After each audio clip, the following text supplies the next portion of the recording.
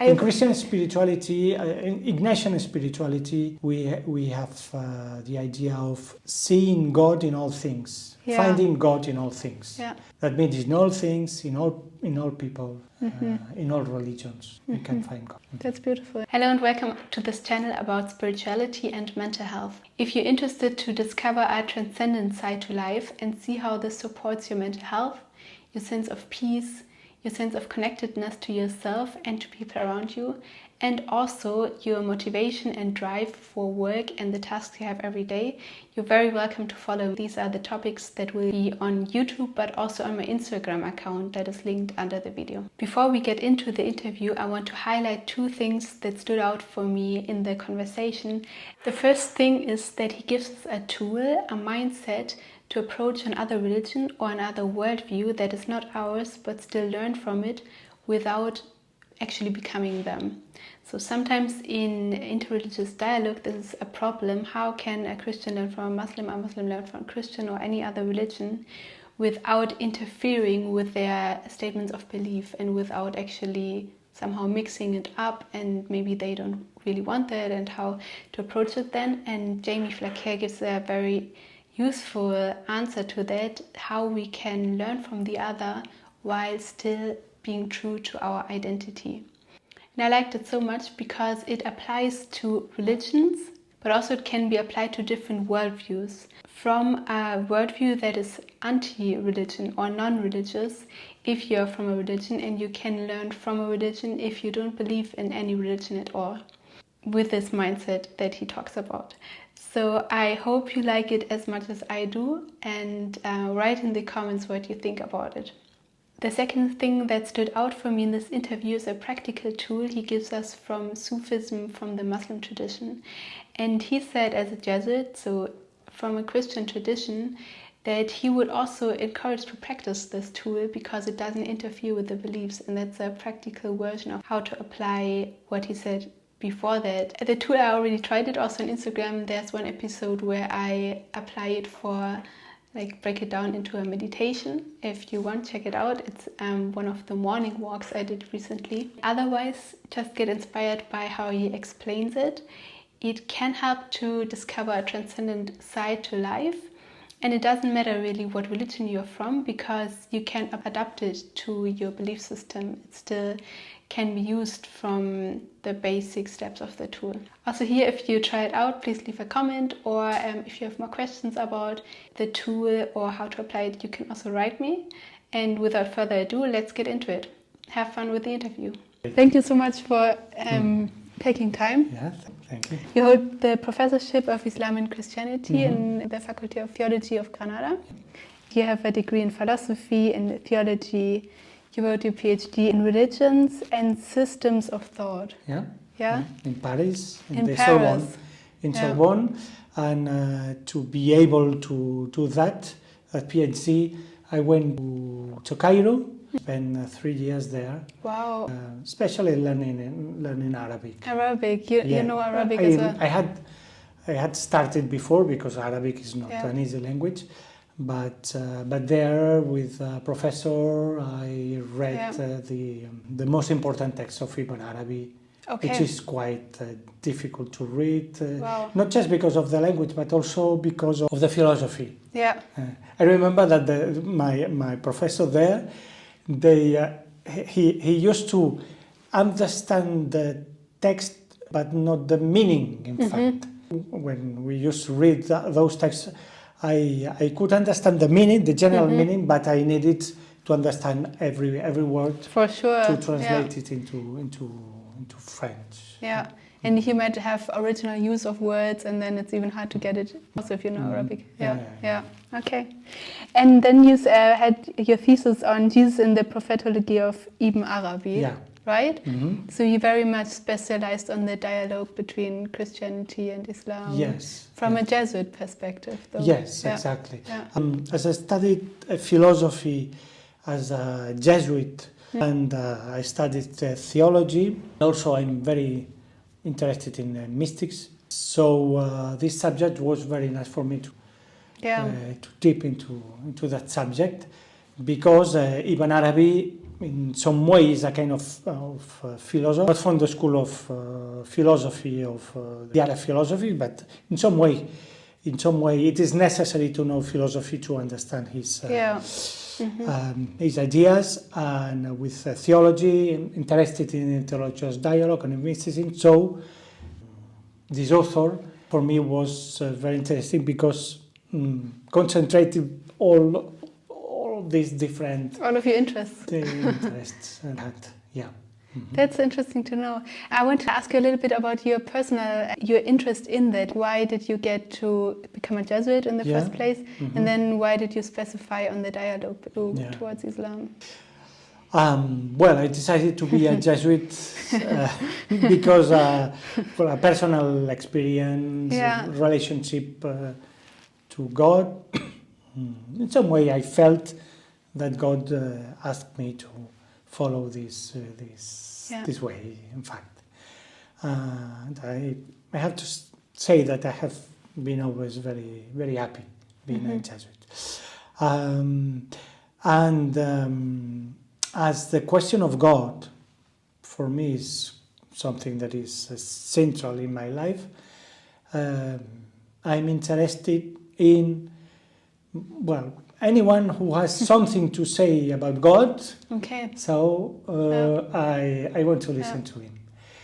So as there are many different religions, and as many years ago I started to get in touch with Muslims in Spain, as I wanted also to know what they have to say about God. What they experience, and also their texts, the Quran, etc., and their tradition. Also the other religions, but I decided to study especially Islam. Why? Just because it's like, maybe it's in Granada it's obvious to go towards Islam because of the history and the culture. Well, I was in Barcelona, so at that time I was in Barcelona, now in Granada. Well, maybe because it's the religion that is growing the fastest in the world. The Islam is also growing in Spain, in European countries. And so there are a lot of issues about Islam. A lot of challenges. Challenges of living together, challenges of knowing each other,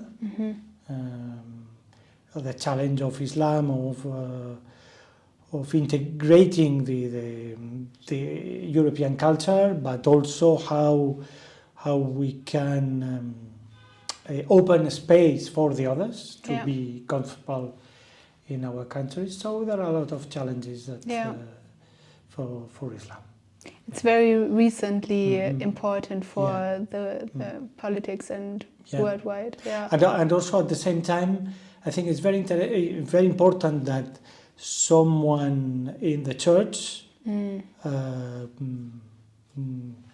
knows the other religion. For sure. Okay. So if you and from Christian perspective. So if you're interested kind of in everything about God, would you say, like, if you have had grown up in a different country or in a different context, could you as well be a Muslim? Like, could you, or do you think at some point you would have become a Christian anyways? Well, I don't know. Well, I suppose probably I would be a Muslim if I had born in a Muslim country. But I can imagine that I would be being a Muslim also be strongly attired by the figure of Jesus, which is very important in Islam. It's important in the Quran, but also in all the tradition. Jesus is one of the biggest prophets in Islam. there was in the Quran, and also in a tradition of this land, there is a kind of Christology of, which is not the same Christology as the Nicene Christology, for instance, the councils, the big councils of the church. That's clear, but Jesus is even someone special, because in the Quran is said that he's the Word of God. He's the Spirit coming from God, and he's able to do some miracles that no other man has done. Miracles that suppose that the Spirit of God is in him, and he's doing some miracles as converting birds of clay in birds, real birds, with his Spirit, as God did with Adam. And so there is a Christology in the Quran. Yeah. So in any case, you would have believed in the importance of Jesus. Is that what you're aiming at? Yeah. Like no matter if Muslim or Christian? Yes. Yeah. Yeah. Okay. In fact, in Ibn Arabi, he acknowledged that there are some Muslims, some Sufis, that inherit their knowledge from several prophets, and he says that there are some Sufis, Muslim Sufis, that they inherit their knowledge through Jesus, or from Jesus. Wow, okay. Yeah. So, there are a kind of Christic saints, he would say. Okay. Even if they are Muslims. Interesting, yeah. Because if according to Islam, not just according to Ibn Arabi, if all the prophets are in some way Muslims because or Muhammadis, because they have taken their prophecy from the light of Muhammad, or from the reality of Muhammad, Haqiqa Muhammadiyah, and so all these prophets are Muhammadis, it is possible, and so Muslim, it is possible for a Muslim to inherit some Muhammadi sciences through those prophets coming before Muhammad. Because those the prophets spirit that is in them had taken their knowledge from the reality of Muhammad. Yeah. And from Islamic point of view, the reality of Muhammad is the first in existence and will be the last in the appearance, which is when he appeared in Arabia. Okay, yeah. I want to dive a little bit in the dialogue concepts that we have in Christianity. Yeah. Like there's pluralism, the opinion that there are several religions and maybe a truth behind that, like nobody's really right. There's exclusivism where one religion claims to have the full truth, and inclusivism where the religion claims to have the full truth but others have part of it maybe. So where would you put your own theology? Well, I would put myself in inclusivist, but I think there are different kind of inclusivists, because there is an inclusivist position that makes no interest in interreligious dialogue, because if inclusivism means that I have all the knowledge of all the truth, and the other one has just a part of the truth, and if I have this truth, why would I dialogue with the other if I have it already? Yeah, I don't know. So this kind of inclusivism that I would call a closed inclusivism, of course, is not my position. But there is another kind of open inclusivism that believed in what his religion believed. As I'm a Christian, and so I believe that Jesus is the incarnation of God. We can know God through what we know Jesus. But one thing is that Jesus is the perfect manifestation of God, and another thing is that myself, I know perfectly Jesus. So Jesus can be universal, but not myself. You mean we don't see him fully for who he is, so our knowledge is limited. My knowledge is really, and my knowledge and my life, because it is not just a theoretical thing, but also being a kind of saint in this world is a kind of knowledge as well. And so if I'm not a perfect, that means that I'm still in this way of knowing more and more.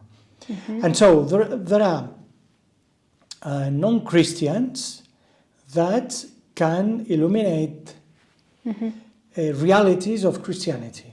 Yeah. There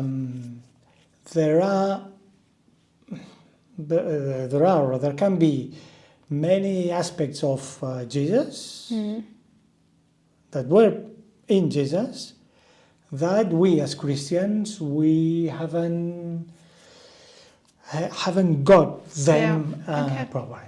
For instance, the slavery now we would, well, I hope anyone would say that the Christ or Christianity is neutral with this question. No?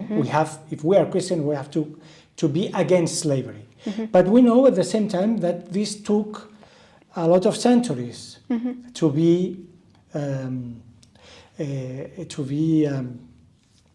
accepted by the church. Right? This condemnation of the slavery, even if it was the Christian church. So we, the church, we are in the way of getting to know Christ more and more.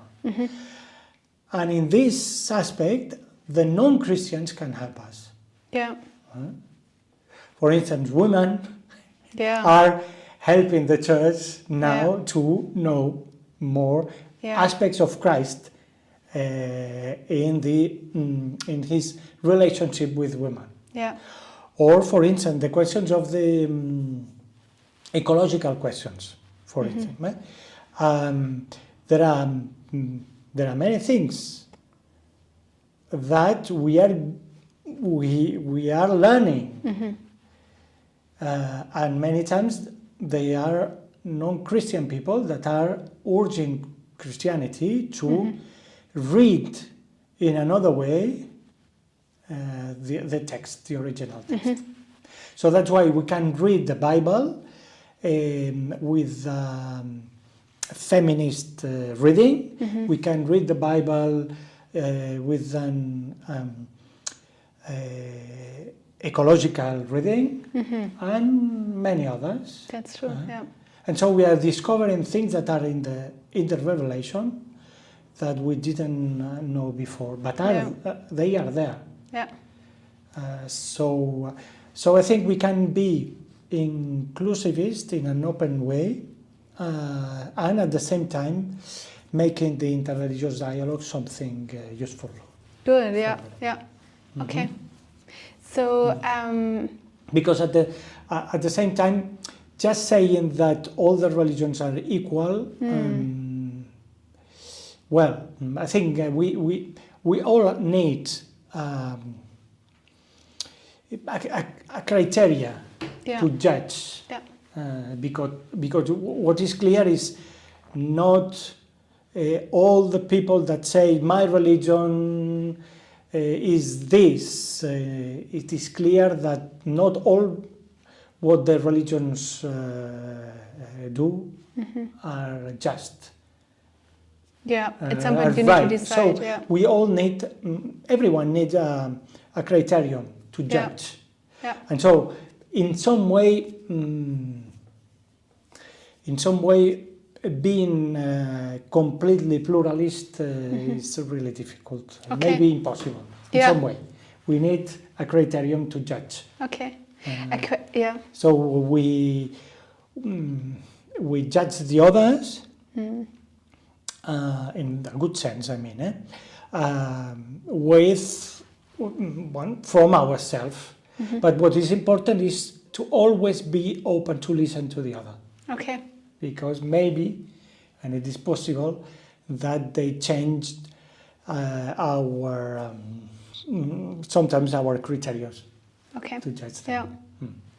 Good. I wonder, because I think there's a similar view possible from the Muslim side on inclusivism, where in the spirit of Muhammad, also other religions had revelations, for example, Christianity and the prophets. But everything still is seen through the spirit of Muhammad, while we see everything in the light of Jesus. Yeah. So we have kind of both inclusivism, but still very different. And is it possible to have an overlapping of understanding where we would actually have a common understanding of how we judge religion? Yeah. Or would that be only pluralism, and that's also not overlapping, but really just acknowledging they're different? So, yeah. Well, I think what we have to do is,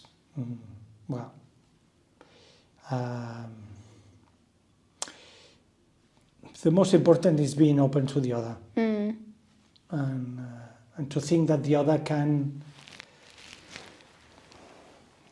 learn me something. Yeah. And if we are there, we can start a way, being transformed. Yeah. I think this is the most important thing. Yeah. More than if we are exclusivist, it is not possible. But in all the other positions, we believe that the other can learn me something. With the fraternity, with the relationship, this can change us. Yeah, that sounds very fruitful. And just wondering if we could ever come to a common understanding, but that seems far off. I'm also many people prefer a pluralist mindset these days. I feel that kind of every religion has the same degree of truth, and kind of either you pick one religion or you pick single practices from each religion and see just for yourself what makes sense. What do you think of that? Or do you think it can be productive as well, because it can learn from all of the religions somehow? And maybe that. What I think is this sentence is an a prioristical sentence. Saying that all the religions are equal, well, maybe or maybe not. Yeah. So,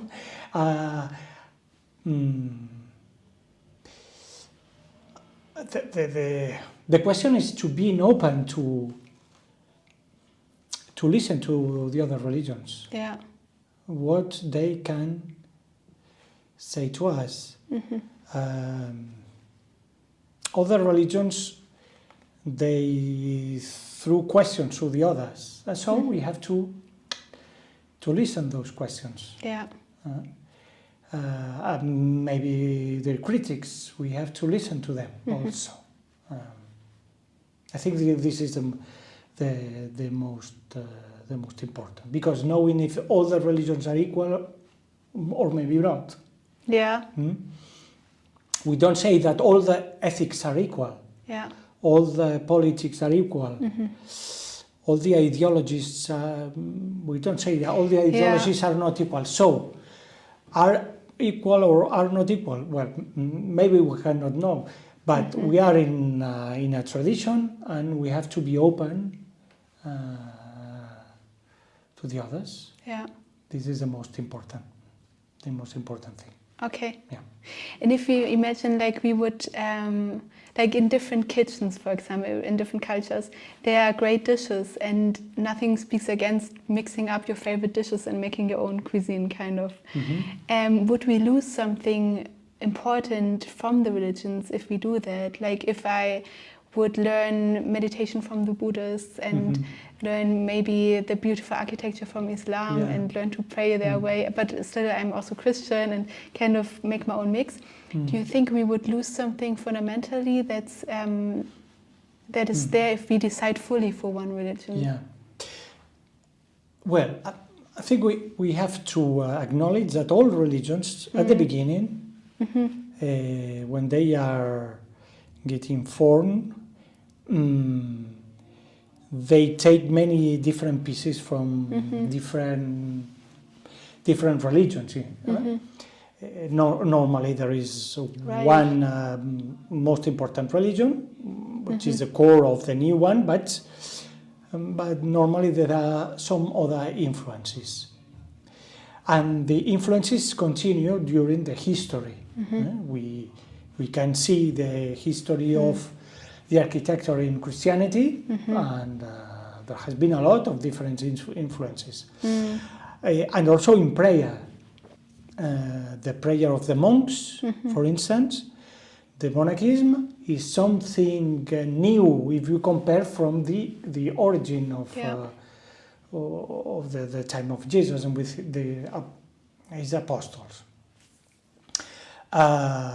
Because the monachism appeared some centuries after that. So all the religions are moving. And it's good. It has always been like this. Yes, it has been always been like that.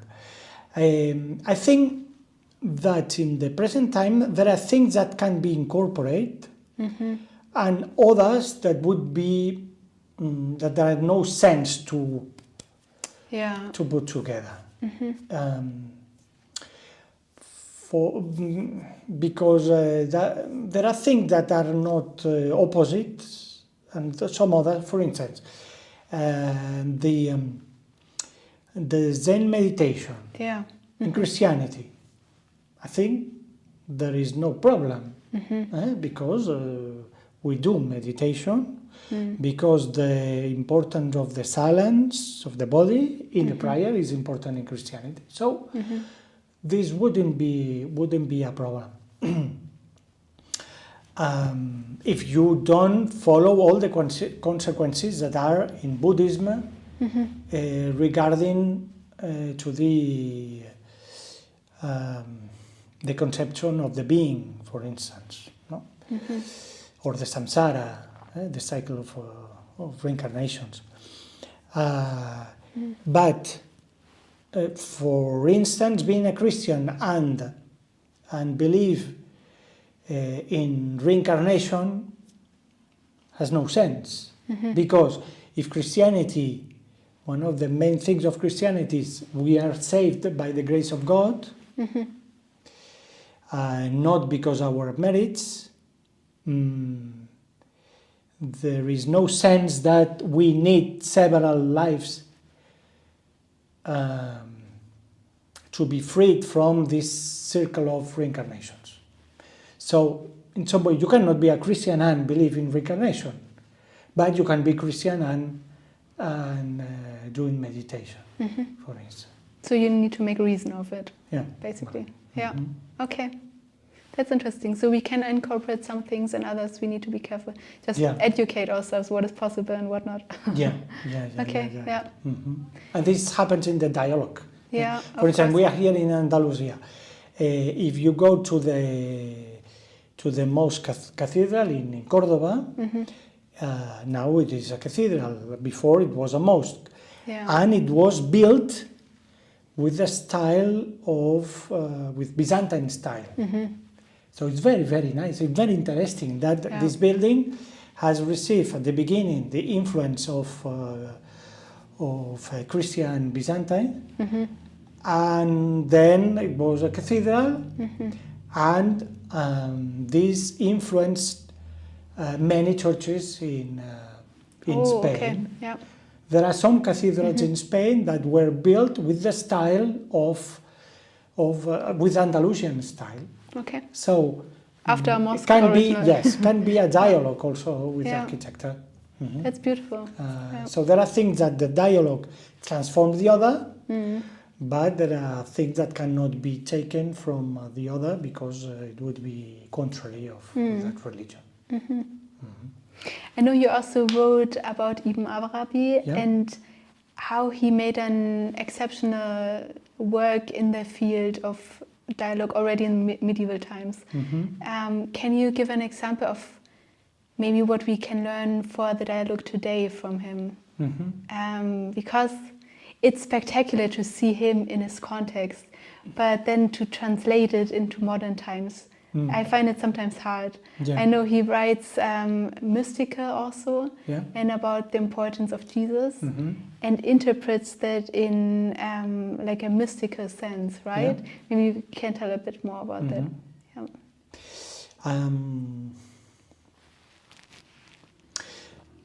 Well, I think there is there is a hadith very powerful that he uses, saying that God will appear to the believer with first with a different form of the belief of the believers. So the believer will be surprised. And when the believer will be tempted to say no to God, that who is appearing in another form, because of mercy, he will appear in the form that this believer is able to recognize. And so this believer will say, "Oh God." So we'll say yes to God. I think this hadith is very powerful because it's saying that that we believe we have in mind an image of God. We all have in mind an image of God, and this image of God. Well, in some ways, true. It has to be always purified, always purified. But there is truth in all these different forms of belief. And so when there is a believer, it is important that as I come back to be able to listen to him, because there is truth there. In Christianity, we called the seeds of the verb. It was a theory of Saint Justin. This image that the word, and Christ has scattered seeds everywhere. So there are seeds of the truth everywhere. And so we have to be ready to recognize them and to be open to them. Especially in the things that appear strange. Maybe like that? Like especially in the things that appear strange at first. Yeah, to suspect maybe God is there. Well, at least we have to be open, and then we will judge. Okay. Or maybe better. leaving the judgment to God. It is He, the only one who knows the truth, and so we leave to God the judgment of the religions. Okay. We have to follow our own religion to be to be open to the others and leave to God the judgment. Yeah, and it needs this moment of grace where we recognize it's actually God. Yeah. Yeah. In Christian spirituality, in Ignatian spirituality, we have the idea of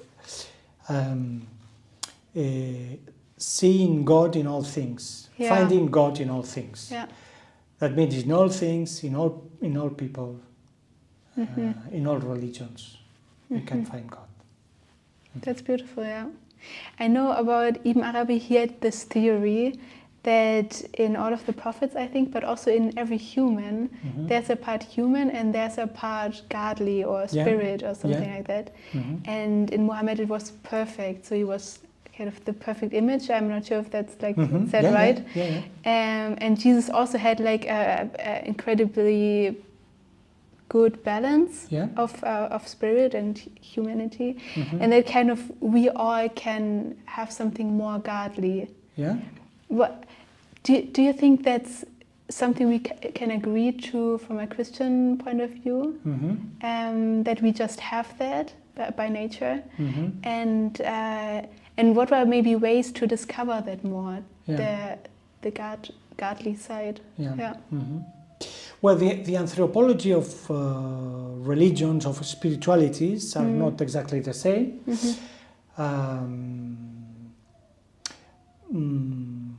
Because the relationship in Christianity between the body and the soul and spirit are quite essential.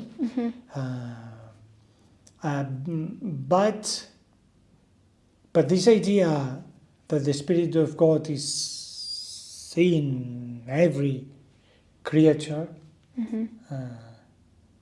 it is something that we Christians we can take it.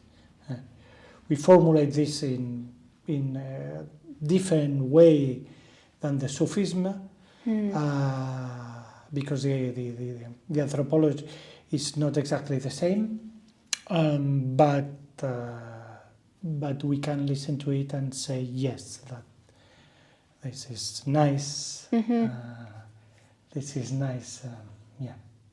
We can get inspired, but with a different twist. Like we think that it happens differently, that God takes place in us. Maybe we can formulate it in another way, but when people of other religions, when they explain themselves, there are you can feel a kind of resonance in yourself, and you say, yes, that's. Maybe I would formulate in another way, but there is truth there. Yeah. Okay. Yeah. I'm like generally interested in also spiritual tools or like meditation techniques, prayer techniques, things you can actually do. Do you know if Ibn Arabi had some things he practiced to have more of this godly side? Like, of course, he had his 5 prayers and the typical Muslim practices. Yeah. But did he have some Sufi practice or something he did especially for the Sufi practice of Ibn Arabi is the same as in the Sufism with the dhikr, the remembrance of God, or the invocation of God, of the name of Allah or the other names of God. And the repetition of these names. Yeah. Sometimes there is a sentence that has to be repeated as the profession, the faith, La ilaha illallah, for instance. It can be repeated once, many times during the day, or in a seance of dhikr, the community of Sufis, for instance. He used to do it. Yeah. Okay, that's interesting. Yeah. Especially this repetition of the names of God. the names, for example, the Almighty One, the All-Loving... all the 99 names of God. Yeah. So in order to recitate them, in order to represent them, so to form a part of that, or discover it. Exactly, exactly. Okay. Through repetition, the believer transforms himself into what he's saying. That's very beautiful. Would you do it as a Christian as well? Do you think the names of Allah, are they too much owned by Muslim tradition? Yeah, well, there are some names of Allah that we can pray with them without any problem. Yeah, that's true. They're even in the especially Bible. The names of mercy. Yeah. Because in Islam there are names of mercy and names of judgment and of kind of violence seen by the Christian point of view. But the names of mercy, we don't have any problem to repeat them. Okay. In fact, there is an influence in a prayer tradition of the Orthodox Church, especially the Orthodox Church, which is a repetition of the name of Jesus. Yeah. Jesus. Yeah, the prayer of the heart is called. Yeah, exactly. Which is very nice. I have used it in my prayer. Yeah, me too. I like it too. Yes. I wanted to go into a different topic as well. I know you also wrote about the importance or the relationship of science and revelation, or especially Islamic revelation, and how it has changed. Because I think one article of you, if I remember right, is that in medieval times the relationship was much more close, and science and revelation of Quran could go hand in hand, while then later it got disrupted, and now it's even its form completely new, and in a different way than it was originally. Do you think in the way it was in the first place there's a potential for modern dialogue and for like working together with science? If we read the Quran, for instance, we see that the Quran is a kind of sapiential book. All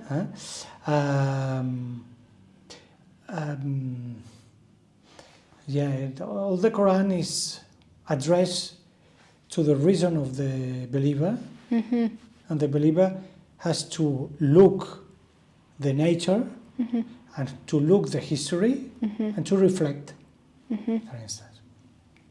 So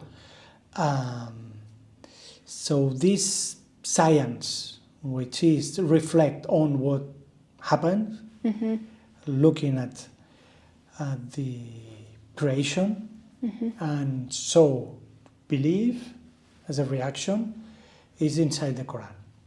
And this was continued in the history with the influence of Greek philosophy and Byzantine philosophy, because the Greek philosophy was translated into Syriac, and from Syriac, and so from Christians translated into Arabic, and Islam as a, not religion, but as a culture, was able to accept all this philosophy, all science, and to develop it. This made the civilization of Islam go to the gold period. But and from the 19th century, there has been many Muslim scholars that have proposed to come back to that period,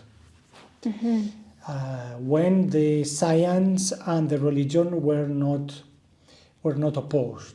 But the problem that we can see nowadays is that there has been a kind of concordance between religion and science, but not the religions to the science, but the science to the religion. If you like this interview, you can give it a like under the video, and if you want to stay updated to the channel and to the topics that are promoted here, you can give me a follow.